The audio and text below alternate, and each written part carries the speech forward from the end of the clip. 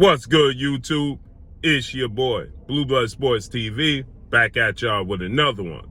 So, we got some very huge news as the World Boxing Organization, better known as the WBO, have decided that they are going to drop and move on from former WBO junior middleweight world champion, Mexican superstar boxer who is now a middleweight title contender in Jaime Munguia. Jaime Munguia is 39 wins, no losses, no draws, 31 big wins by way of knockout. Jaime Munguia is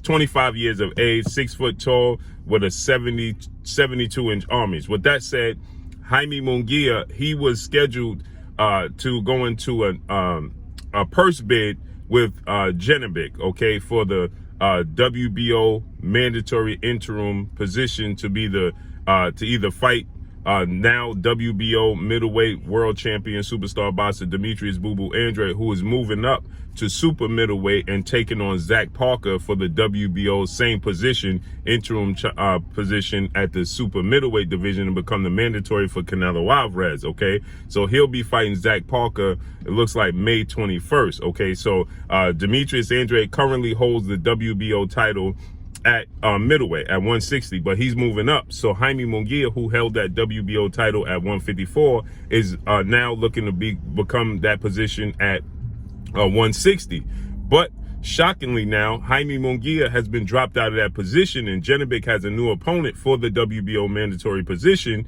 because Jaime Munguia, according to my sources, has agreed to face off against undefeated 2-division world champion superstar boxer Jermall Charlo. Jermall Charlo is 32 wins, no loss and no draw, 22 big wins by way of knockout.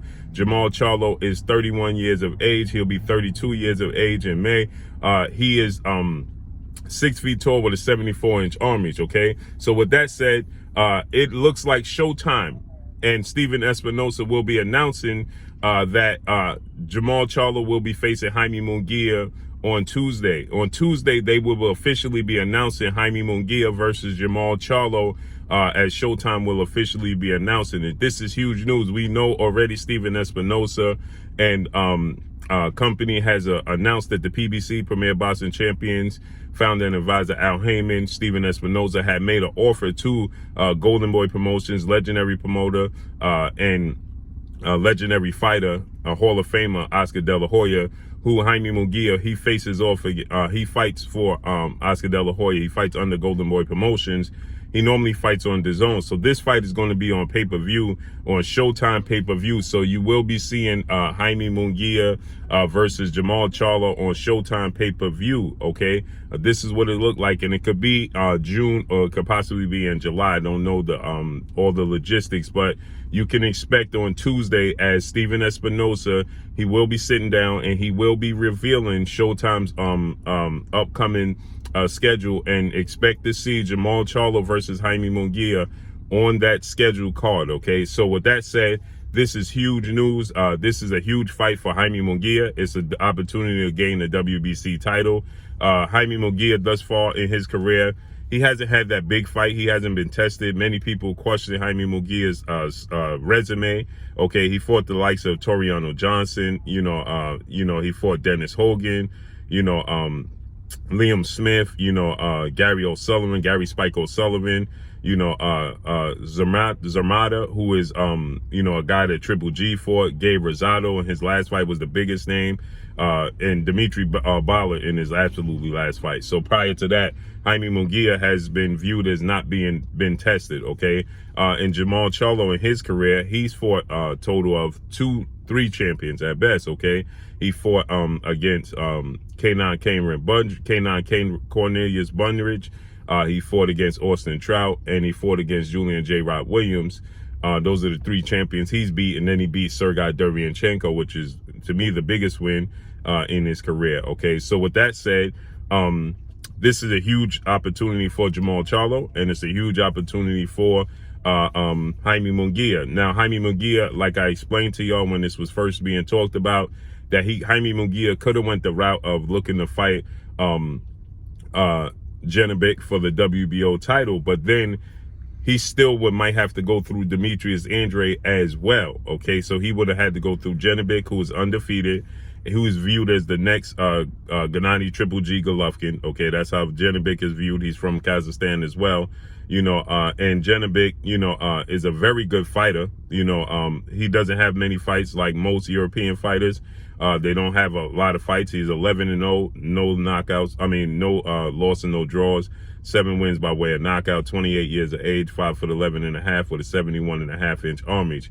He's viewed, like I said, he's from Kazakhstan, just like Triple G, and he's viewed as the next Triple G. Okay, he's 28 years old, so that's a tough fight. So he would have had to go through Janibek, then he would have had to go through possibly Demetrius Andrade, because now Demetrius Andrade, he's facing Zach Parker at 168, but the WBO is going to allow Demetrius Andrade to keep his title at 160 until he officially makes a decision as if he's going to stay at 160 or is he going to go to 168. Demetrius Andrade, 31 wins, no losses, no draws, 19 wins by way of knockout, 34 years of age, 6 feet tall with a 74-inch arm reach. So with that said, Demetrius Andrade, he could possibly, he's a southpaw as well.